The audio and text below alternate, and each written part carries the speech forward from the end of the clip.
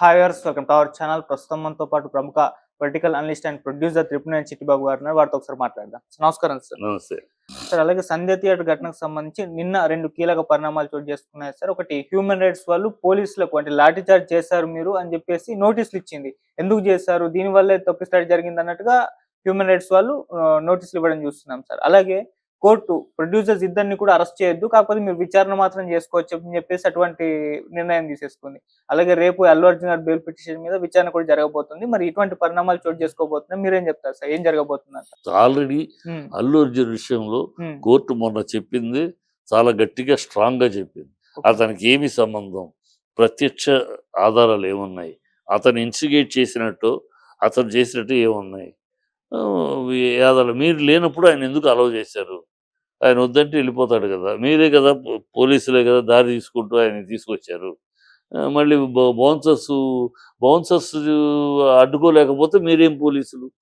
Bouncers are not official, మీరు యూనిఫామ్లో ఉన్న officers, మీరు వాళ్ళు బౌన్సర్స్ పర్సనల్ అసిస్టెంట్, వాళ్ళు ఆపితే ఆగిపోయామంటే మీకు ఇంకా అంటే మీరు ఆ రోజు లాయర్ అన్నాడుగా, వీళ్ళు కూడా పోలీసులు కూడా అర్జున్ చూస్తూ అర్జున్తో పాటు ఫస్ట్ ఫ్లోర్కి వెళ్ళిపోయారండి, తర్వాత ఇక్కడ కింద తొక్కిసలాడితే అప్పుడు మళ్ళీ దిగి వచ్చారు. సో ఇవన్నీ ఆల్రెడీ అర్జున్ని ఖచ్చితంగా కోర్టు తప్పిస్తూ తప్పు లేదని నిందితుడు కాదు, అతనికి సంబంధం లేదని తెలుస్తుంది. ఈ ప్రొడ్యూసర్ వీళ్ళు కూడా తప్పు మేనేజర్లు. ఇప్పుడు మేనేజర్ అయినా కూడా యాజమాన్యం ఆన్సరబుల్ అవుతుంది. ఆ విషయంగా యాజమాన్యానికి ఏదైనా పనిషో ఫైనో ఏదో వేసే అవకాశం, ఎందుకంటే మేనేజర్ తప్పు చేశాడు. మేనేజర్ తప్పు చేసినా మరి మేనేజ్మెంట్ ఈజ్ ఇంపార్టెంట్. మేనేజర్ చేసినా మనం తప్పించుకుంటానికి లేదు, ప్రొపరేటర్ ఉంటుంది. సో ప్రొపరేటర్ చెప్పదు, మేము అసలు స్పాట్లో కూడా లేము, స్పాట్లో లేని మేము ఎలా నిందితులు అవుతాం, అది పాయింట్ స్పాట్లో. సో ఇవన్నీ బట్ ఇదేదో అట్లా ఆఖరికి బౌన్సర్ మీదకి వెళ్ళిపోద్దమ్మా కేసు. బౌన్సర్స్ వల్ల చనిపోయారు, సో బౌన్సర్స్ ఒక 5-6 లోపల వేసేసి కేసు అలా అయిపోద్ది. ఆఖరికి బాధితులు పాపం బౌన్సర్లు అవుతారు అంతే. బౌన్సర్స్ కూడా ఎక్కువగా అల్లు అర్జున్ గారి పైన, అంటే మన రీసెంట్ గా అసోసియేషన్ ఇంటర్వ్యూ చేస్తే ఎక్కువగా అల్లు అర్జున్ గారి పైన నెపం వేసే ప్రయత్నం చేశారు. ఈవెన్ థియేటర్ యాజమాన్యం కూడా మేము వద్దని చెప్పామని చెప్పేసి వాళ్ళ వర్షన్ అబద్ధ పోర్షన్ బయటకు వచ్చింది. వాళ్ళు నిన్న కూడా కోర్టు ముందు కూడా వాదించింది. ఏం చెప్పారు, మేము వస్తున్నాడు అనేది పోలీసులకు ఇన్ఫార్మ్ చేశాం, అయినా వాళ్ళు మేము వద్దని కానీ మాకు ఎలాంటి మెసేజ్ చెప్పలేదు, మేము ఇన్ఫర్మేషన్ చేసాం అల్లు అర్జున్ వస్తున్నాడు అని పోలీసులకు ఇన్ఫర్మేషన్ ఇచ్చామని కోర్టులో చెప్పారు. కోర్టులో వాళ్ళేమి మాకు మేము వద్దని కానీ ఏం చెప్పలేదు, వాళ్ళే సెక్యూరిటీ ఇచ్చి తీసుకొచ్చారు అని చెప్పారు. సో ఆ కోర్టులో చెప్పింది వాస్తవం అవుతుంది, కానీ బయట వాగే రూమర్స్ వాస్తవాలు కావు కదా. బౌన్సర్స్ ఏం చెప్పినా బౌన్సర్స్ అల్లు అర్జున్ చేయమన్నారు కదా, మీ బాధ్యత అల్లు అర్జున్ రక్షించడం. అల్లు అర్జున్ రక్షించే కార్యక్రమంలో మీరు జనాలను తోసేశారు, వాళ్ళు ఒకళ్ళ మీద ఒకళ్ళు పడ్డారు, మీరు బాడీలు వేసుకుని అంత బాడీతో తోసారు, ఒకళ్ళ మీద ఒకళ్ళు పడ్డారు అనేది వీళ్ళ ఆరోపణ. మా లాఠీ తీసుకుని బౌన్సర్లే కొట్టారు అని పోలీసులు. సో ఇది ఆ డ్రెస్ వేసుకున్నాడు, సఫారీ డ్రెస్ వేసుకున్నాడు, కలర్ వేరు, బౌన్సర్స్ కలర్ ఏమో డార్క్ బ్లూ, వాడిదేమో light brown blue mixed. So ఇవన్నీ యాష్ కలర్, కొట్టినవాడి లాఠీ కనపడుతుంది దీంట్లో. ఆ లాఠీ వాళ్ళు మఫ్టీలో ఉన్న పోలీసు అని వీళ్ళు చెప్తున్నారు. అది లేదు, మా చేతిలోంచి లాఠీ లాక్కుని, లాఠీ లాక్కుంటే నువ్వేం ఆఫీసర్, నీ చేతిలోంచి లాగి ఒక ప్రైవేట్ వ్యక్తి లాక్కుంటే ఊరుకుంటావా? సో ఇవన్నీ డిబేటబుల్ రేపు క్వశ్చన్ కోర్టులో. సో ఇలా మెయిన్గా పోలీసుల్ని మందలిస్తుంది, యాజమాన్యానికి ఏదో కొంత పనిష్మెంట్ పడుతుంది, పెనాల్టీ కట్టమనో లేకపోతే ఇది చేయమని వీళ్ళని బౌన్సర్ని జైలుకి పంపిస్తుంది. అదే జరగబోయేది. సార్, రీసెంట్ గా కేటీఆర్ గారు అంటే సీఎం రేవంత్ రెడ్డి గారితో సినీ ప్రముఖులు భేటీ జరిగింది కదా, దానిపైన కొన్ని కామెంట్స్ చేస్తారు.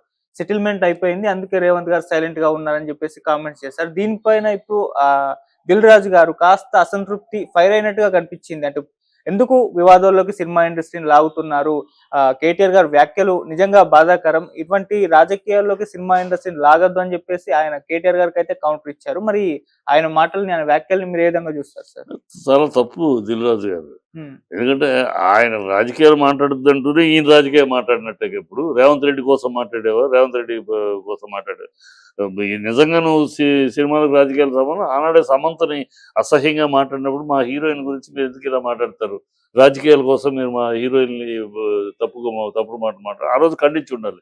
ఆయన నో రిప్లై ఆ రోజు. మరి ఆ రోజు ఇప్పుంటే ఈ రోజు అన్నది ఆయన నిజాయితీ కనబడుతుంది. ఆ రోజు ఇప్పలేదు అంటే ఇవాళ కేవలం వాళ్ళిద్దరి మధ్య రాజకీయాలు వాళ్ళు మాట్లాడతారు. కేటీఆర్కి రేవంత్ రెడ్డికి మధ్య నువ్వు మధ్యలో రేవంత్ రెడ్డి సపోర్ట్గా కేటీఆర్ నువ్వు మాట్లాడాల్సిన అవసరం ఏమొచ్చేది నీకు? వీళ్ళు శాశ్వతమా, రేపు వీళ్ళు ఉంటారు, రేపు ఇంకోళ్ళు వస్తారు, ఇంకో ప్రభుత్వం వస్తుంది. ఎవరు శాశ్వతం రాజకీయాల్లో? తెలక ఉన్నే చంద్రబాబు రేవంత్ రెడ్డి మెప్పు కోసం మాట్లాడినట్టు తప్పితే నిజాయితీతో మాట్లాడితే ఆ రోజు సమంత ఆ రోజు మాట్లాడినప్పుడు ఇవాళ కూడా ఈ విషయం మాట్లాడినప్పుడు ఆ రోజు కూడా ఇట్లా గతంలో కూడా మా సమంతను గురించి మాట్లాడారు. అప్పుడు ఈ ప్రభుత్వం మీరు ఇవాళ ఇలా మాట్లాడతారు, మీ ప్రభుత్వాలు మీరు మాట్లాడుకోండి మమ్మల్ని గురించి అని జనరలైజ్ చేశారని చెప్పుకుంటే గౌరవం దక్కేది. అలా కాకుండా సపరేట్గా ఆ విషయాన్ని పక్కన పెట్టి ఆ రోజు నోరే ఇప్పలా, అరే మన సినిమా వాళ్ళని ఇంత అసహ్యంగా మాట్లాడింది ఈ ప్రభుత్వం, దాన్ని ఖండించాలి, మనం తప్పని చెప్ప ఆ నోరు ఇప్పలేదు ఆ రోజు. మరి ఆ రోజు ఎందుకు ఇప్పలా, ఇవాళ ఎందుకు మాట్లాడుతున్నాం అంటే రేవంత్ రెడ్డి కోసం మాట్లాడుతున్నావు. వాళ్ళు రేవంత్ రెడ్డి మెప్పు కోసము రేవంత్ రెడ్డికి సమర్థింపుగానే మాట్లాడుతున్నావా? వాళ్ళిద్దరు మాట్లాడుకుంటారు, మీకెందుకు దిల్రాజు గారు? రాజకీయాలు వాళ్ళిద్దరు రాజకీయాల్లో ఉన్నారు, మాట్లాడుకుంటారు, కమెంట్ చేసుకుంటారు, వాడు చూసుకుంటారు. మీకెందుకు మధ్యలో దూరం ఒకళ్ళకి వంత పాడుతూ మీరు మాట్లాడాల్సిన అవసరం ఉంది? అంటే సార్ సినిమా ఇండస్ట్రీ పైన పొలిటికల్ వార్ జరుగుతుంది, సినిమా ఇండస్ట్రీకి కాస్త నష్టం చేకూర్చే అవకాశమే ఉంది కదా సార్. అంటే ఇప్పుడు అల్లు అర్జున్ సినిమా ఫీల్డ్ ఏం నష్టపోదమ్మా, మహామహారాజుకి ఒత్తిళ్లు చూసింది ఇండస్ట్రీ. వీళ్ళంతా రేవంత్ రెడ్డి తల్ల మించిన ఒత్తిళ్లను చూసింది. కానీ వీళ్ళు ఏం చేయగలరు సినిమా ఫీల్డ్ ని? మేము వీళ్ళ మీద ప్రభుత్వాన్ని ఆధారపడి ఏమన్నా మా సినిమా ఫీల్డ్ ఉందా? ప్రభుత్వం మీద ఆధారపడి ఏదో ఇలా పెద్ద సినిమాలు వచ్చాడు ఈ అడుక్కుంటానికి వెళ్తారు. ఈ దరిద్రం ఈ అడుక్కుంటానికి వెళ్ళలేదు అనుకోండి, అసలు ప్రభుత్వం దగ్గరికి వెళ్ళాల్సిన అవసరం ఉంది? ప్రభుత్వం దగ్గరికి జోలు పట్టుకుని వెళ్ళాల్సిన అవసరం లేదు. ఈ రేట్లు పెంచమని అడుక్కుడే వ్యాపారం మొదలైనాక కదా, అంతకుముందు ఎందుకు అవసరం ఉండేది కదా. ఏదైనా ట్యాక్స్ గీక్స్ ఉంటే మీటింగ్ వేసేవాళ్ళం, లెటర్ పంపించేవాళ్ళం, తర్వాత ఎప్పుడు సీఎం కలవమంటే ఆ ప్రోగ్రామే అందరూ వెళ్ళి కలిసేవాళ్ళు. అంతేగాని అసలు ఇలా చిల్లరతనం ఉండేది కాదు కదా. ఈ అడుక్కుంటూ మొదలెట్టినాక కదా మాకు రేట్లు పెంచండి, అడుక్కుంటూ మొదలెట్టి ప్రభుత్వం వాళ్ళ అజమాయిషి అసలు ఎందుకు ఆ దరిద్రం? ఎందుకు ఆ దరిద్రం అవసరం లేదు. వీళ్ళు ఈ ప్రభుత్వాలు ఏమి సినిమా ఫీల్డ్ని నడిపించవు. ప్రభుత్వాల వల్ల మా సినిమాలు కాదు, మా సినిమాల వల్ల ఇంకా మీ ప్రజలతోటి మీరు ఎలా ప్రజలతోటి ఉండి ఓట్లు సంపాదించుకుంటారో మేము ప్రజలతో ఉండి సినిమాలు ఆశీర్వాదం పొందుతాం. అర్థమైందా? సో మిమ్మల్ని బట్టి మేము కాదు, మమ్మల్ని బట్టి మీరు కాదు. మీరేదో మిమ్మల్ని మీ ప్రభుత్వాన్ని బట్టి సినిమా ఫీల్డ్ అనుకుని ఫీల్ అయితే మీ భ్రమది. మీరేం సినిమా ఫీల్డ్ ఏం పీకలేరు, ఏ ప్రభుత్వము సినిమా ఫీల్డ్ ఏమీ పీకలేరు. మేము ప్రజల ఆదరాభిమానాలతో ప్రజల ఆశీర్వాదంతో నిలబడుతున్న పరిశ్రమ మాది. మీరు ఎలాగ ఓట్లు ప్రజల ఆదరాభిమానాలతో మీ ప్రభుత్వాలు ఉంటాయో మా పరిశ్రమ ప్రజల ఆదరాభిమానాలను ఆశీస్సులు బట్టి ఉంటాయి. మీ ప్రభుత్వం రేవంత్ రెడ్డి మెచ్చుకుంటే హీరో, రేవంత్ రెడ్డి నొచ్చుకుంటే హీరో కాకపోతే ఉండదు. మిమ్మల్ని బట్టి ప్రజలు కాదు, మమ్మల్ని అభిమానించే ప్రేక్షకులు, వాళ్ళని బట్టి మేము హీరోలు, సూపర్ స్టార్లు, సూపర్ ప్రొడ్యూసర్లు, సూపర్ డైరెక్టర్లు అయ్యేది మా ప్రేక్షకులను బట్టి, ఇక్కడ ప్రభుత్వాన్ని బట్టి కాదు. ఈ కనుక తెలుసుకోవాలి, ఆ పచ్చిలేదో తెలుసుకుని మీరేదో శిష్టాది గురువులాగాను మేము ప్రభుత్వం గురువులు, మేము బాసులు, మీరు మాకు దాసులు అనుకుంటే పిచ్చి భ్రమ.